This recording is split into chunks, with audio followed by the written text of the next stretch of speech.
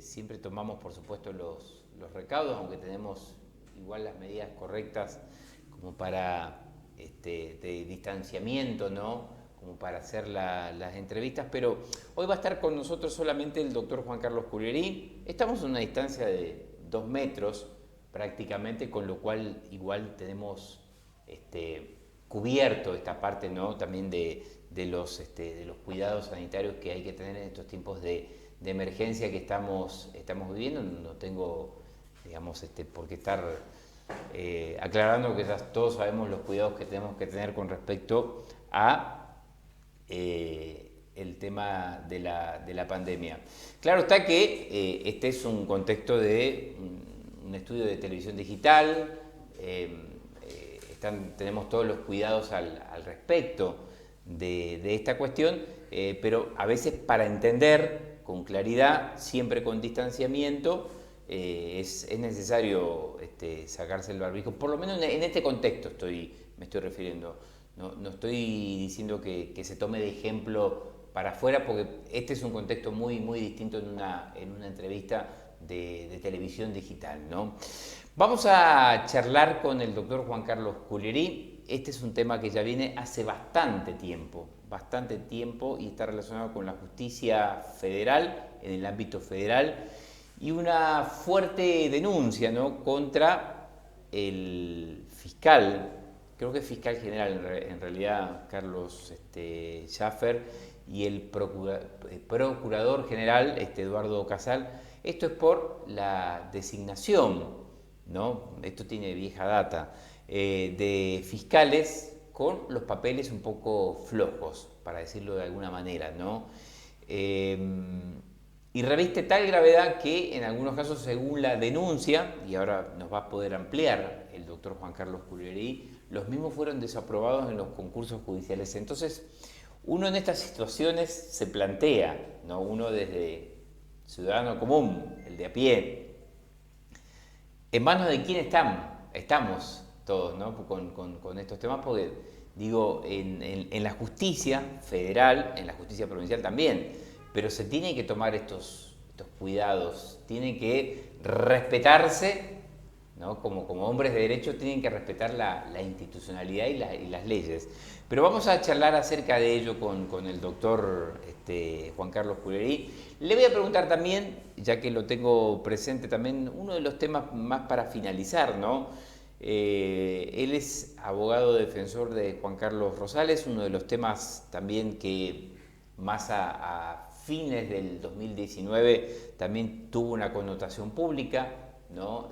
Se trata de la muerte de un joven, un imputado, detenido ahora, procesado, Juan Carlos Rosales, y le voy a preguntar sobre la situación procesal. Vamos a aprovechar esta visita del doctor Juan Carlos Cullerí. Doctor, ¿cómo está? Muy buenas noches. Buenas noches y buenas noches a toda la audiencia. Los ciudadanos digitales, se diría. Sí, a los ciudadanos digitales.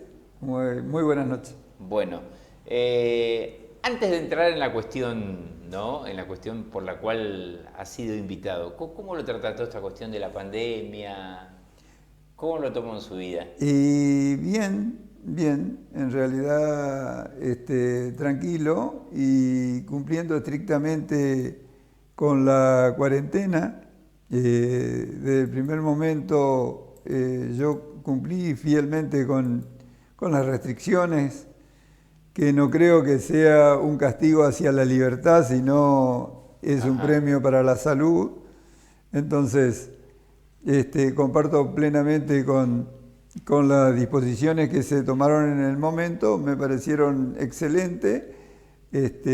Nosotros hemos sido ejemplo del mundo. Lamentablemente ahora veo que día a día aumentamos en el número de contagiados y en el número de muertos, cosa que lamento muchísimo porque nosotros veníamos muy bien en el contexto mundial.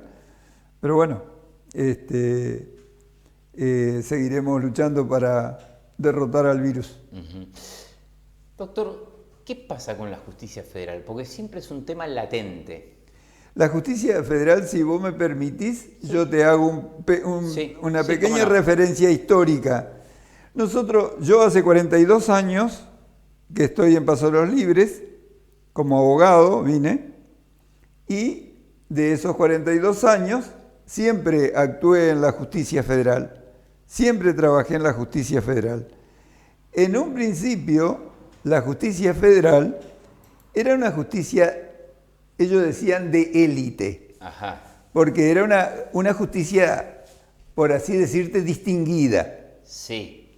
Entonces, por supuesto, era una justicia que andaba bien, la justicia penal andaba muy bien, la justicia civil era impecable, y bueno, fueron una larga época que estuvo el doctor Oliva. En esa oportunidad se crea en la provincia de Corrientes los tribunales federales, que es la Cámara Federal, Sí. y el Tribunal Oral Federal. Antes nosotros dependíamos exclusivamente de Paraná.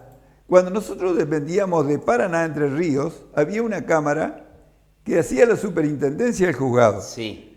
Estaban permanentemente, todos los meses, revisando todo. Sí. Y era una justicia realmente de élite. Digo esto porque era impecable. Sí. Después transcurrió el tiempo y cuando dependimos la superintendencia de la Cámara Federal de Corrientes, la cosa se fue diluyendo, hasta que llegamos a tener acá como jueza a la doctora Poser Penso, que Sí. creo yo, y de acuerdo a lo que conozco, fue lo peor que nos pudo pasar a nosotros los libreños. Estamos hablando la etapa de Oliva del 84, si mal no recuerdo, o Exacto. 85 hasta el 2009. 2009. No, más, porque la Poser hace 2 años. Claro, que pero antes tuvo la doctora Borda. Estuvo un tiempo, 3, 4 años. Hasta, claro, sí, 5 también. Nosotros tuvimos 5 jueces naturales, cosa increíble en la justicia federal, Sí. durante 9 años con jueces sustitutos. Sí. Tuvo la Borda, la Poser, en fin. La cuestión es que desde que asumió el Macri, o sea, durante el gobierno de Macri fue el peor momento que tuvimos nosotros en el juzgado federal. El peor momento que tuvimos. ¿Por qué?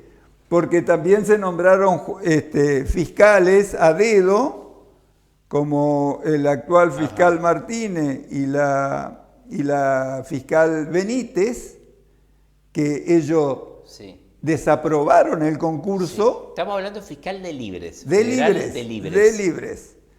Esos 2 fiscales no aprobaron el concurso 51 que se hizo a nivel nacional para ocupar el cargo de fiscal en libres. Sí. Ustedes recordarán que el fiscal era Benito Pons.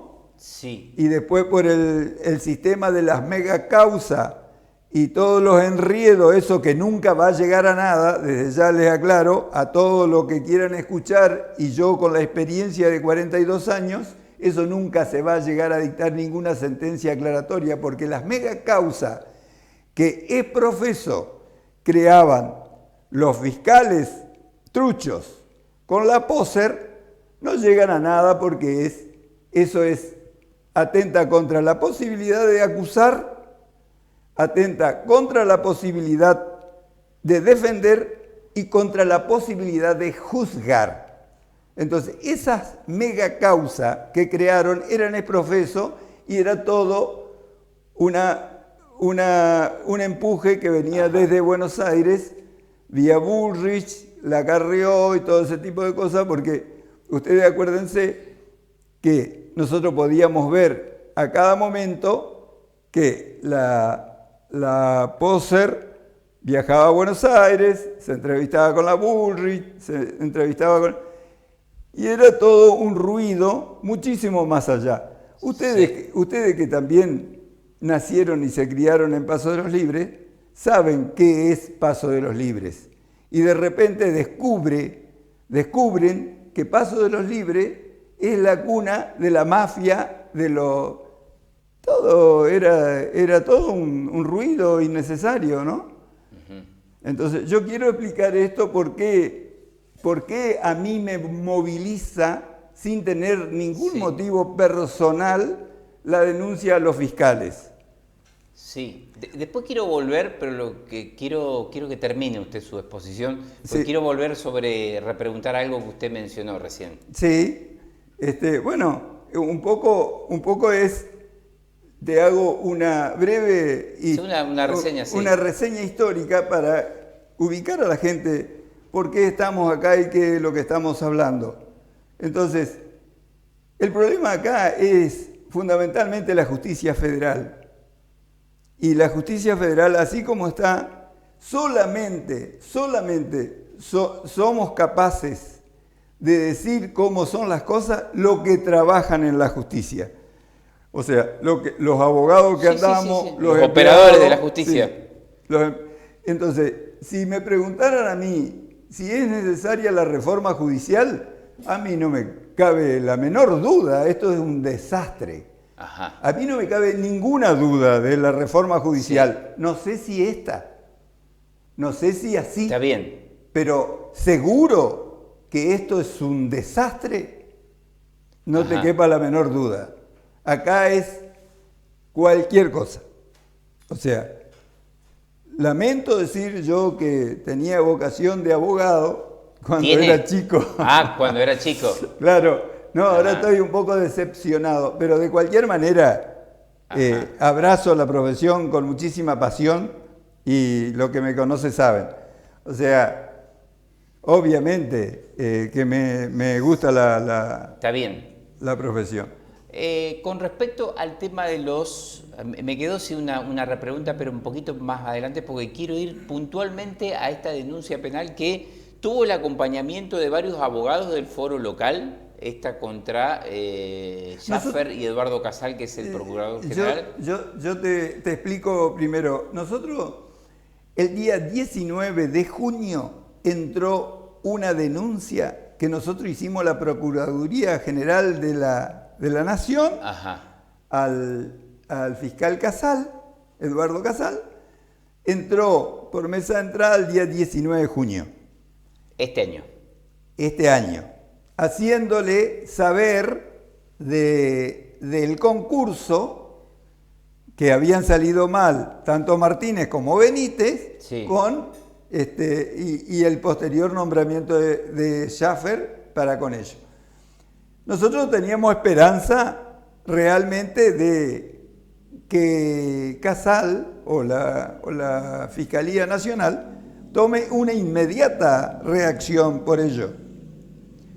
Pero pasó el tiempo y bueno, entonces ahora hicimos en este mes de agosto una denuncia penal. Ya es penal contra Casal, Schaffer, el fiscal Benítez y Martínez. Ajá. Sí. Entonces, ¿por qué? Porque se está delinquiendo, están yendo contra la ley. Sí, sí. Hay una ley específicamente, una ley nacional, que establece el ingreso a la fiscalía por concurso. Sí. Bueno, el concurso se hizo, lleva el número 51, hubieron muchísimos anotados, de pasadores libres hubieron un montón. Sí.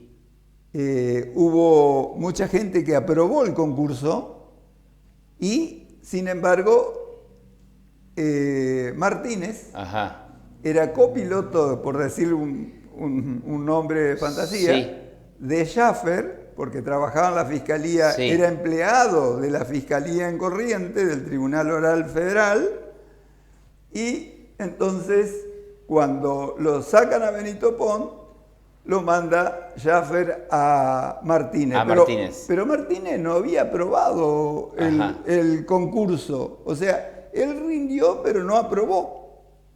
Sí. Está muy atrás, o sea, tiene una nota muy baja. Y a su vez, con el correr de los años, Martínez requirió un ayudante, que es la doctora Benítez. Entonces, pidió por la doctora Benítez, Sí. que también había rendido y no había aprobado, y la trajeron Está bien. acá. ¿Y los órganos del Poder Judicial no tienen, a ver, permítame un término, ¿no?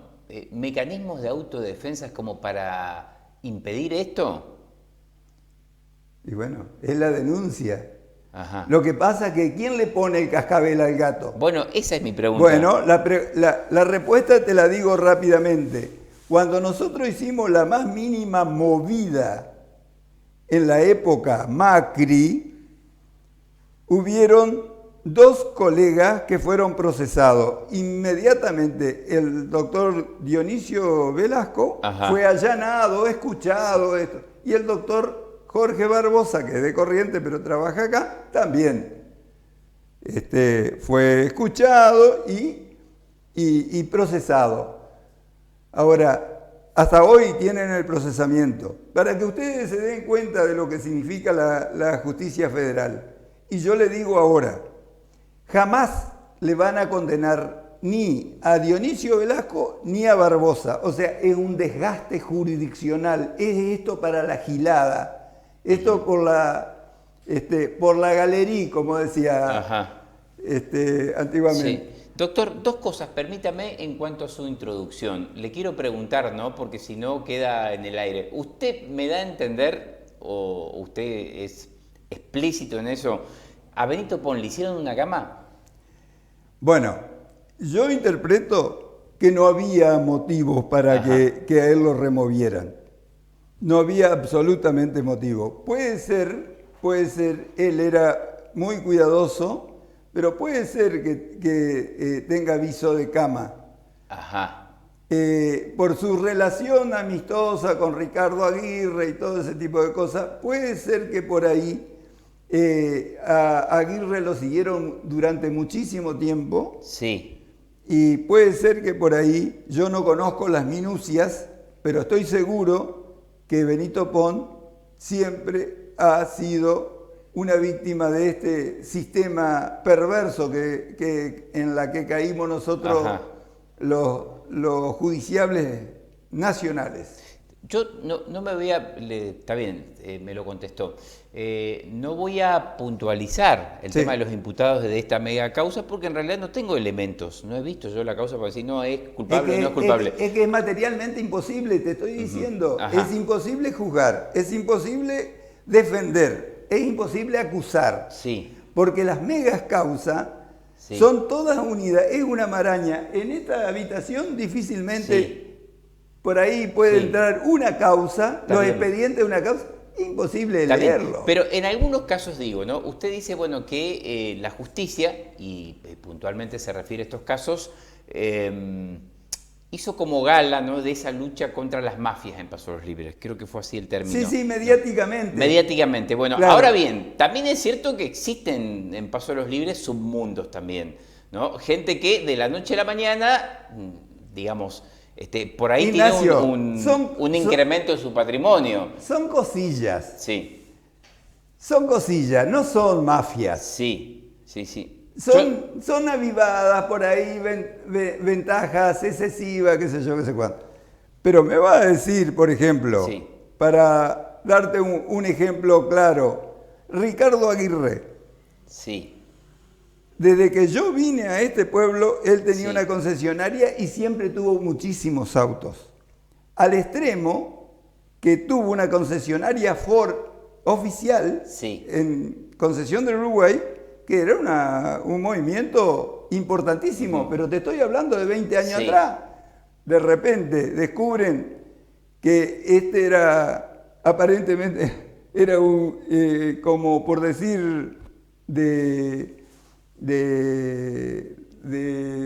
lo que decían en Buenos Aires, que era un mafioso. No, para Ajá. mí absolutamente, para mí siempre Sí. fue un ciudadano muy Sí. hábil desde el punto de vista comercial. No conozco los pormenores del caso Aguirre, por eso no estoy puntualizando. Sí. Lo que digo es del plano general también. Sí, el plano general. Lo que pasa Sí. es que el plano general es así. Empezaron con la causa, por ejemplo, de los cambistas. ¿Vos te acordarás? Sí, me acuerdo. También. No era para que sean hipermillonarios. Ajá. No era para que haga Sí. la hipercausa. Sí. Bueno, a esa causa de los cambistas Sí. le suman la causa Aguirre, de trata, Sí. de esto, de Sí, lo sí, sí, otro, sí, sí, todo, sí. una melange Está bien. increíble. Sí. Y a eso le agregan lo de los aduaneros.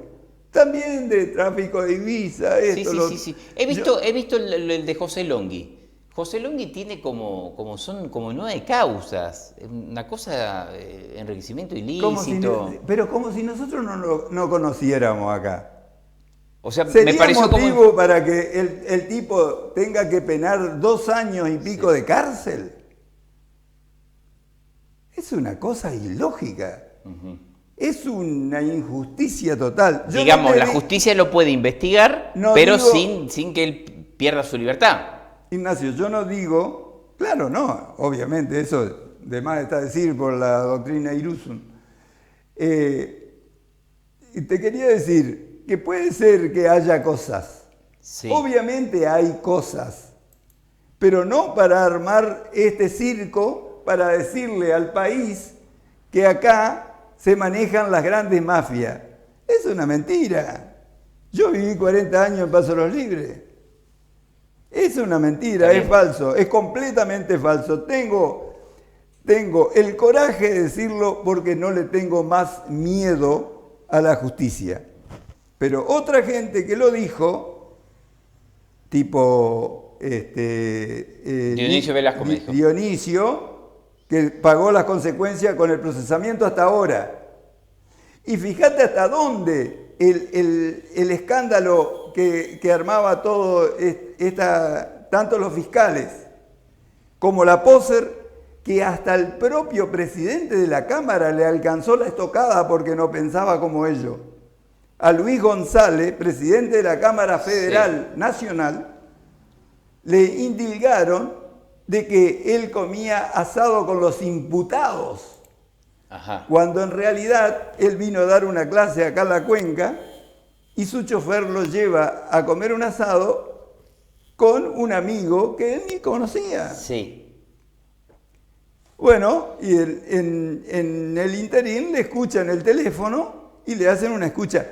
Escucha que tengo muchísimas dudas si no es una escucha ilegal. Y eso vamos a pedir oportunamente que se investigue. Y cuando nosotros hicimos, porque yo me adherí a la denuncia que hicieron todos los secretarios del Juzgado Federal contra la Poser Penso, yo no sé si no era una escucha ilegal la que le hicieron a Luis González. Así que hasta eso. Y el otro día salió un descargo que él hace a través del diario El Litoral, donde él manifiesta que había salido sobreseído, digamos, de una supuesta denuncia administrativa que tuvo que soportar por semejante barbaridad. Doctor, ¿cómo prospera una denuncia? Bueno, usted me dice, yo voy hasta las últimas consecuencias, vamos a pedir que se investigue esto, pero ¿cómo, digamos, se puede prosperar y avanzar en una investigación cuando las personas que están a cargo de esa investigación son las cuestionadas? ¿Me explico con la pregunta? Sí. O sea, ellos mismos pueden llegar a archivar la causa, por decirle. Sí, pero ellos, una vez que están denunciados, tienen que apartarse. Esa es la regla número 1. Sí. Cuando están ¿Pero lo pueden denunciados. hacer? ¿Se pueden apartar? Sí. Mira. ¿O se debe? En los últimos tiempos. Porque tendrían que haber entrado por concurso y no lo hicieron. Claro. En los últimos tiempos, todo ese tipo de legalidad, todo lo que nosotros estamos acostumbrados, lo que estudiamos en la facultad, yo estaba desnorteado, no se cumplía, nunca se cumplió. Acá hay una cosa fundamental, que cuando vos tenés una cosa juzgada, o sea que está sentencia firme, resolución firme, esto, lo otro, te despreocupás. Pero resulta que esto inventaron tantas cosas que de última, hasta una cosa juzgada, te la terminaban declarando nula después de 2 años. Por ejemplo, me pasó a mí personalmente, en una causa contra la aduana, claro, era la aduana. En una sentencia que yo tenía, me la dejaron sin efecto. Ajá. Después de 2 años, porque claro, se quejaron en Buenos Aires y vinieron abogados de Buenos Aires, presentaron escrito, qué sé yo, apretaron todo, nula. Sí. ¿Hay una conciencia activa de los abogados del foro local con respecto a esta situación? Yo creo que ¿O usted es el Quijote de la Mancha? No, yo creo que lo que trabajamos en la justicia federal, que ya somos muy poco porque estamos hartos, directamente, antiguamente se podía litigar contra el Estado, hoy no podés litigar contra el Estado porque pasan estas cosas. Estas cosas que yo te estoy contando, esto es real. Yo tengo una causa de un laboral en el federal que debe tener 22 años. Bueno, cobró mi cliente, yo nunca pude cobrar mis honorarios. Y es eso lo que te digo, que me nulificaron la sentencia después de 2 años de estar firme. Ajá. Estaban todos notificados, todos, muchísimas veces notificados, con AS30, con esto, con lo otro.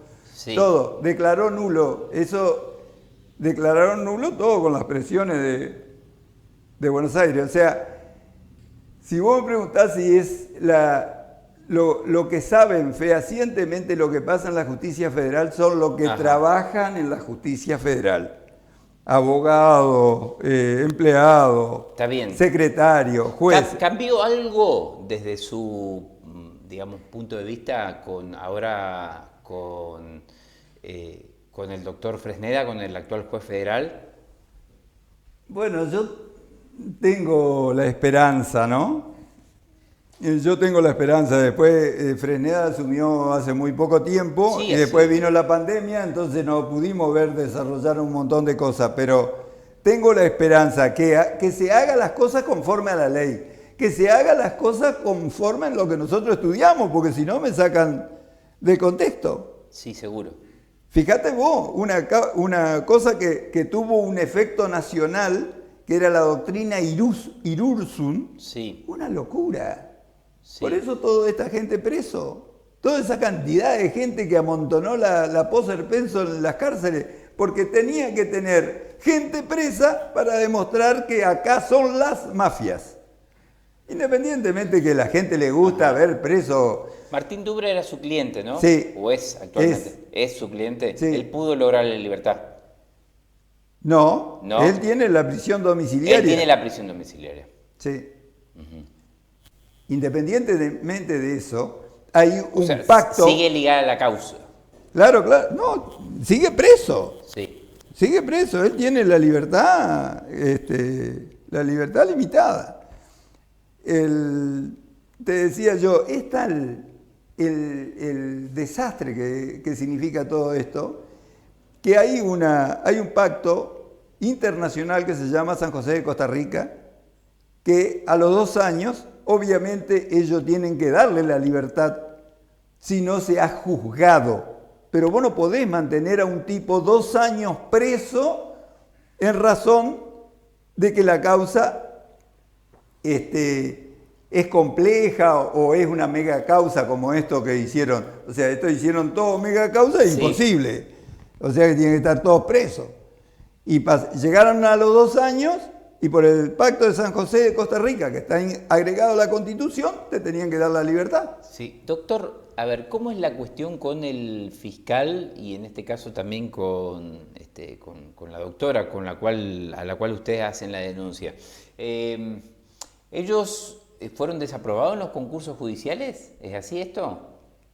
¿O tuvieron nota baja nomás, pero no fueron desaprobados? No, ellos no aprobaron, porque te ponen un tope de nota. Ajá. Ellos no aprobaron. Ellos no aprobaron el concurso. Ellos están muy atrás, 25, 30 atrás. Sí. No me acuerdo específicamente porque yo llegué a tener las notas de ellos y bueno, yo no recuerdo, pero con seguridad no aprobaron, porque por eso nosotros le hacemos la denuncia, porque la denuncia, le hicimos una denuncia penal a Schaffer, a Casal y a ellos mismos. Ajá. Casal está a nivel nacional en el ojo de la tormenta ahora. Y él está en el ojo de la tormenta. Yo vengo recién casualmente de una entrevista por Zoom de la bicameral, donde indudablemente está cuestionado. A nivel nacional. A nivel nacional. Porque él está cuestionado por todos lados. O sea, aparentemente él es responsable por un conocimiento objetivo, digamos. Sí. Porque él tal vez no puso el mocho ahí por decirle una palabra vulgar, pero él está en conocimiento de que esas cosas ocurrían. Sí. Aparte, nosotros le hicimos saber a través de una nota de los colegas de Paso de los Libres, le hicimos saber a Eduardo Casal de estas designaciones arbitrarias que habían sido saltando los procedimientos legales. Ajá. Porque en las ternas, por ejemplo, ¿no? Yo estoy siguiendo el caso provincial. A veces alguien está con puntaje, no sé, en tercer lugar y hay un acomodo para que quede primero, en algunos casos, ¿no? Pero usted me está diciendo que en este caso desaprobó totalmente. Sí, ahí ya estamos hablando de otra cosa. Correctamente, estamos hablando de otra cosa. Yo te digo, por experiencia que participé del Consejo de la Magistratura varias veces, estuve como presidente del Colegio de Abogados, integrando siempre me acuerdo, hace el un tiempo. Consejo de la Magistratura. Bueno, en el caso provincial, la reforma de la cual yo participé también, la reforma de la Constitución provincial, que se le permitió al gobernante, porque era tal la presión, que tengan una terna, o sea, que tengan 3 de mejores notas. Sí. Entonces le da ese margen, ese pequeño margen político al gobernante para designar. Y a veces te designan el tercero por una cuestión de simpatía política. Sí. Y no el primero que tiene nota 10. Sí. Está bueno lo que dice, a veces, no siempre. No siempre. No siempre. No siempre. Porque si no hay ninguno con tinte político que sea del color del jefe gobernante... Sí, del de turno. Claro, ahí le nombran al primero, porque no hay ningún fundamento. Está bien. En el orden provincial, la justicia provincial, ¿está mejor, funciona mejor, es más eficiente que lo que...? Sí, totalmente. Sí. Totalmente es otra cosa. Es otra cosa, ¿no? Es otra cosa completamente distinta. Y desde hace mucho. Y con la reforma de la Constitución que nosotros tuvimos en la provincia... Sí. Eso se aceitó bien. Sí. Después un poco se degenera con el pasar del tiempo, pero se mantuvo y vuelve otra vez cuando hay gente destacada y honesta dentro del Consejo de la Magistratura, entonces se reflota. Sí. Eso en un principio eran gente, había gente brillante, estaba Farisano, que era político, pero era abogado. Sí. Y había gente muy lúcida. Sí. Y entonces buscaban a las mejores gente. Sí, se nota. A mí me pasa, por ejemplo, con la cuestión federal, y no lo saco al doctor Fresneda, porque una vez fue muy atencioso conmigo por una inquietud periodística, pero con el fiscal nunca hubo manera con el fiscal Martínez de obtener una información. Jamás.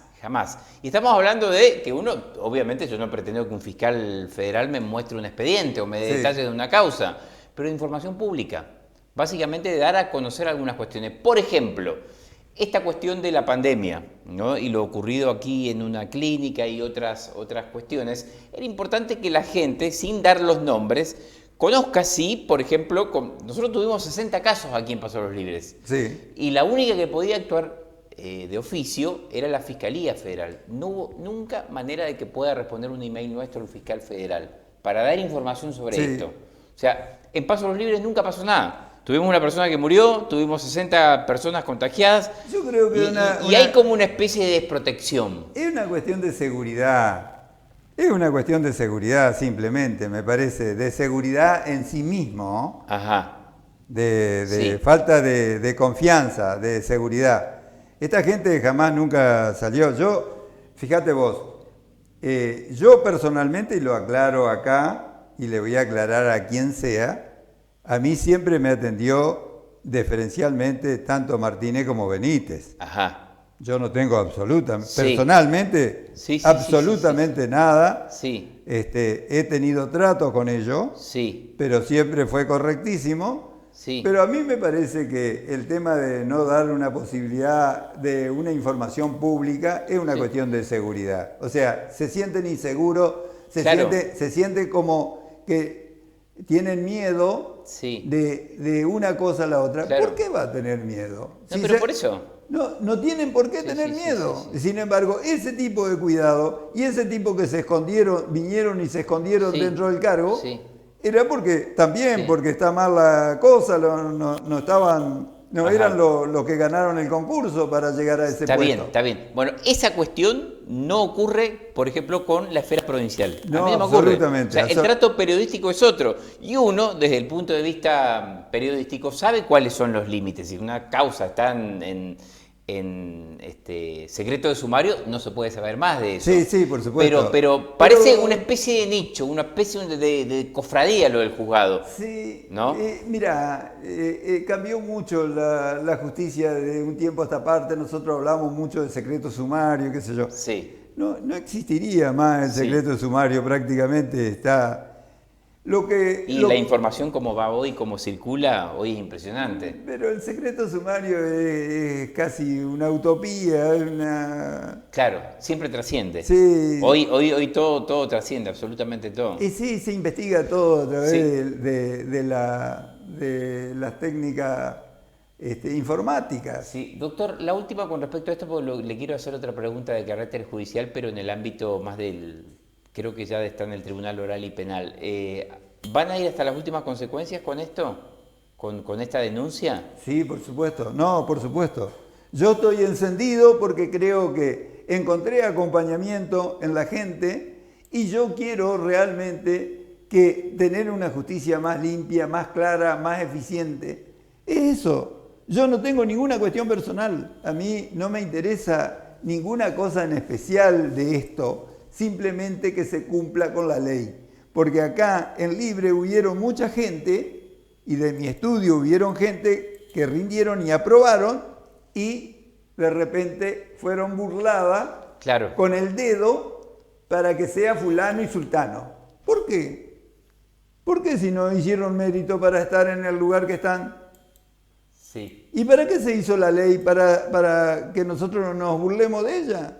Si hay una ley, después la gente que realmente es capaz, la gente que realmente tiene condiciones, es reacia a ir a rendir, porque no se quiere prestar a un manoseo para que después venga uno con el dedo y le diga, usted es el fiscal. Ajá. ¿Me entiende lo que le digo? Perfectamente, simplificando la cuestión. Para usted, la justicia federal hoy está en su peor momento aquí. Sí, en su peor momento. La justicia federal, y si vos me decís, vuelvo a reiterarte, si amerita la reforma, pero no me cabe la menor duda.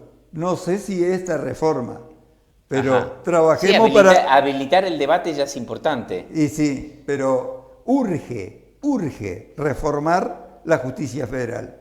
Es urgente, porque esto es una enfermedad que no nos lleva a nada, no sirve para nada. Actualmente la justicia civil no sirve para nada, vos no podés litigar en la justicia civil porque es un desastre y aparte no sabés qué norma tenés que seguir, y la justicia penal es otro desastre. Por eso urge reformar la justicia. Doctor, le quiero preguntar acerca de la situación procesal de Juan Carlos Rosales. Casualmente hoy le notificaron a Juan Carlos Rosales la elevación de la causa a juicio. Esto es, terminó la instrucción y pasa al tribunal de juicio. Pero ahora tenemos... ¿Tiene otro nombre ahora? Sí, el Tribunal Oral y Penal. Sí, tiene otro nombre, no me estoy acordando en este momento, pero es lo que te iba a decir, no es el tradicional elevación, claro, no es porque se emplea totalmente otro sistema. Por la reforma nosotros tenemos una reforma que pienso yo que es muy revolucionaria y le va a venir bien a la justicia de Corrientes. Sí. Depende mucho también de la gente que la implementa. Está bien. Pero tengo esperanza de que va a ser mucho más ágil y más, más óptima, por decirte sí, se entiende, sí. Para los ciudadanos, para Está los justiciables. Sí, y también para los abogados. Ahora, de todos modos, la pandemia lentificó todos los procesos. Sí. Claro. Este año se puede decir, no digo totalmente, pero en gran parte es un año judicialmente perdido. Digo, para las causas que estaban en trámite para elevarse a juicio. Sí, bueno, estoy hablando del ámbito provincial, ¿no? Se han hecho muchas cosas, igual se sigue trabajando. Sí, no me cabe duda. Yo estimo que por ahí la pandemia aceleró algunas causas que estaban muy atrasadas o algunos juzgados que estaban atrasados por la falta de confluencia de gente, entonces le han dado la posibilidad de ponerse más al día con los expedientes. Sí. Algunas. Está bien. Y la justicia penal también, nosotros nos ralentizaron con el tema de las cuarentenas, pero ahora sí entramos, entra en vigencia el código, ya entró en vigencia el código nuevo, o sea que nos estamos manejando con otras cosas. Quiero preguntarle, y aprovechando, ¿no?, esta amabilidad que tuvo usted por venir, que nos comentes desde su... Bueno, usted hace la defensa técnica de Juan Carlos Rosales. ¿Cómo fueron los hechos? ¿O cómo fue el hecho, mejor dicho? Así brevemente, si lo puede comentar. El hecho para nosotros abogados defensores, obviamente hay una constante provocación de la víctima hacia Rosales. El joven Almirón. El joven Almirón. Vos tenés que recordar que a Rosales le quebraron un brazo en la Costanera por salir en defensa de una chica que era la ex novia de Almirón. Y bueno, obviamente para nosotros tal vez pueda llegar a ser una legítima defensa o un exceso de la legítima defensa. Un exceso. ¿Cómo sería eso? El exceso de la legítima defensa es cuando vos ves que corres peligro y te defendés más de la cuenta. Entiendo, sí. Es como que se le fue la mano, digamos. Exactamente. Ese sería el término exacto. Sí, había un testigo en instrucción, por lo menos, y en sede policial que lo comprometía en su declaración a Juan Carlos Rosales, que ella habría visto una distancia, yo creo que eran 70, 80 metros aproximadamente, que Juan Carlos tenía el cuchillo. Sí, porque ahí está el qué, la cuestión, en el tema, ¿quién tenía el cuchillo? Sí, yo estimo que no, que es muy larga la distancia, la hora no era la oportuna para tener una óptima visibilidad.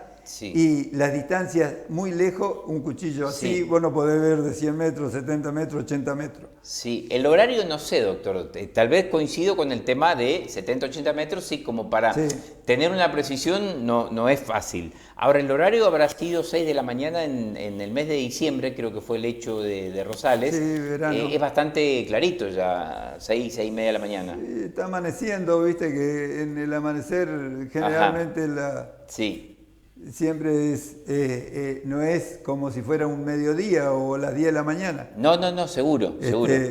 La visibilidad es diferente.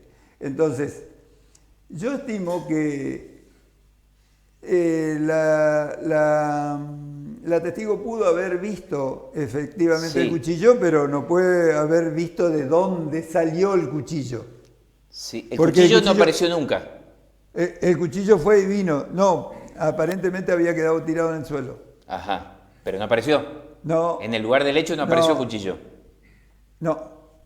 No apareció. Está bien. Para que yo recuerdo esto, no así someramente, estoy recordando así rápidamente el expediente. Creo que para la querella el cuchillo lo hizo desaparecer Juan Carlos Rosales. No hay querella para la fiscalía. Puede haber sido. Sí, la parte acusatoria, digamos. Sí, pero no, nunca se dijo, no, tampoco el fiscal manifestó de que haya hecho desaparecer Rosales. ¿Y dónde, bueno, se lo pregunta usted como defensor, no de Rosales, dónde aparece el cuchillo? porque muere, digamos, Almirón muere de los puntazos, digamos, que sufrió. Sí, de un puntazo. De un puntazo, sí. ¿De dónde sale el cuchillo? Sí. Según la versión de Rosales, es que él tenía el cuchillo. Almirón. Que Almirón tenía el cuchillo. Está bien. Y en el forcejeo él lo hinca. Está bien, está bien. Doctor, ¿cuándo usted estima que podría ser el juicio oral? Ahora con el nuevo Con el código, nuevo sistema, tal nuevo vez. Sistema. Tengo esperanza hasta que sea antes de fin de año. Antes de fin de año. Le agradezco, doctor. No, Como le siempre, agradecido yo y pido disculpas por mi vehemencia. A veces hablo gritando. Pero se entiende mejor de esa manera. Sí. Se entiende mejor. Me encantaría, le voy a ser franco, me encantaría poder, como corresponde, hacer una entrevista a la otra parte, pero sé que no van a hablar. Sé que no van a hablar. Y no me parece que es un tema menor. Yo me he cansado, la verdad, personalmente lo he hablado alguna vez con Martínez en una oportunidad hace tiempo, por otra causa, y es muy reticente a la prensa. Y yo no entiendo en los tiempos que estamos viviendo cómo cuestiones que son de interés general... Porque sería interesante, porque ellos no tienen por qué esconderse. Claro, ¿Qué es por lo que eso tiene digo. por qué esconder? Sí. Si que venga y dé la cara y que explique cómo es. ¿Por qué no va a tener derecho la gente a saber? El soberano, ¿por qué no va a saber? Sí. El soberano tiene que saber, ¿por qué no? En dos oportunidades... Si ellos no van a venir a decir una cosa por otra. Claro, por eso digo, en dos oportunidades me tocó, inclusive la última vez que vino el doctor Panzeri acá del Superior Tribunal de Justicia, y él hizo mención de que los actos de la justicia son actos de gobierno, con lo cual tienen que ser de difusión pública. Totalmente. O sea, me quedó ese concepto. No es que el juez habla por sus fallos. Su sentencia. Por su sentencia. Pero mira, nadie está privado de hacerlo y no tiene ninguna prohibición para venir a un lugar a dar las explicaciones que crea conveniente. Lo estás viendo en la televisión permanentemente. Totalmente.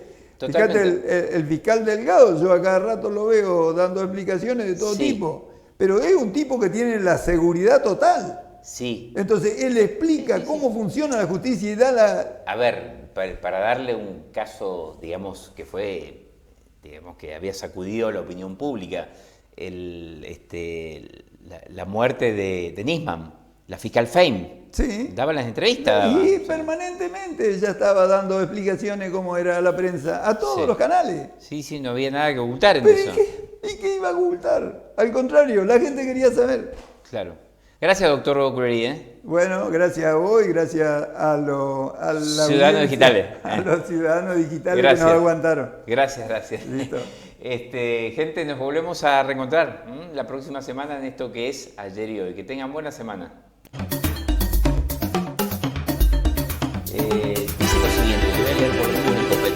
Encierro y violencia muy dramática de ella. Hablar un poco sobre esto, no solamente por el público que hemos hecho, hablar un poco de la gente. Y la mayor preocupación nuestra está en los ingresos o acceso a la ciudad. Venimos bien, venimos trabajando muy bien. A trabajar con el 100% de su personal respetando las normas sanitarias para evitar la propagación. Hay lugares o varios sistemas de seguridad.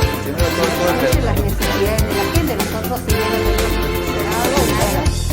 iniciamos recién tuvimos una primera donde nos tuvimos que adaptar a un montón de cosas. Los concejales del Frente de Todos. El tema de los barbijos, bueno, hoy es prácticamente una cosa natural acá. Técnica operativa, a veces se hacen la cuestión y pasa el tiempo. Hasta la próxima semana.